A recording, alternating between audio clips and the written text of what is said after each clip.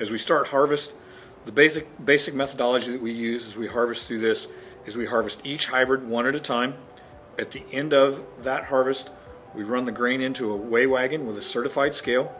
We weigh it. We then use a formula that calculates the area, and we figure up what the actual yield was based on the weight. We then use this to determine how those hybrids performed in this genetic evaluation trial. The mathematical formula also factors in test weight and moisture to reduce everything to a common scale so that we know what the actual yield was comparing apples to apples across the plot. The more repetitions that we can achieve, the lower our LSD scores are. The lower the LSDs, the more accurate the information is. On a typical plot like this, in all reality, statistically, anything within 3 to 4 bushel would be statistically the same. That's why it's important to run as many different trials as we can. We also take these from across the company and across our entire geography and aggregate those so that we can see if there's any kind of differences that show out for one hybrid versus the next.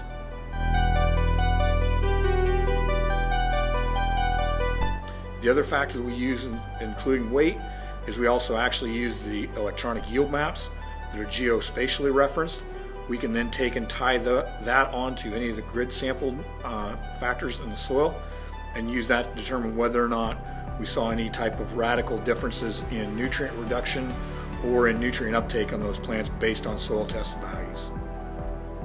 This becomes incredibly critical as we start to compare these with scores that we receive from our suppliers, so that as we look at areas with high potash, we can really start to tease out, did a hybrid perform better because the high potash scores allowed it to absorb more nitrogen and become more efficient in its use of nitrogen.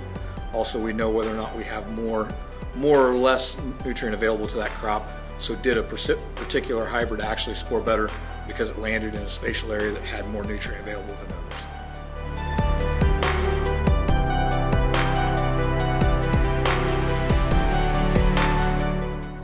Another score that we use on these is harvestability.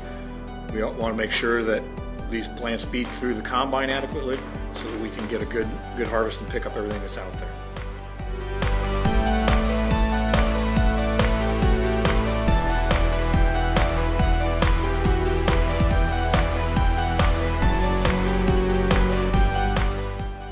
As you can see, a late season tassel fungicide application on this plot resulted in a superior standability, which made this much easier to harvest, much more accurate for our data, as well as a much better test weight when this hit the scales.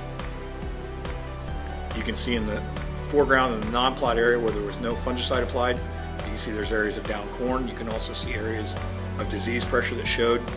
You can see in the stripe where they got just a little bit into the other field that there's more biomass in that stripe. That resulted in higher yield and also a better standability on that corn plant.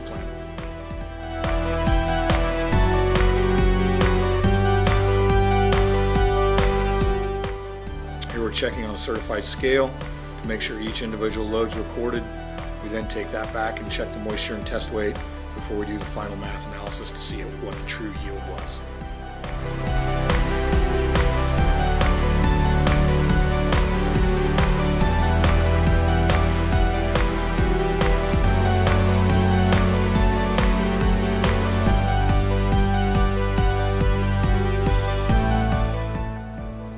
Finally, as we zoom out, even in harvest, it's still very obvious the differences in the different varieties. You can see by the striping, each individual corn plant has its own different signature, and it also has its own unique stay green appearance that will translate all the way to harvest.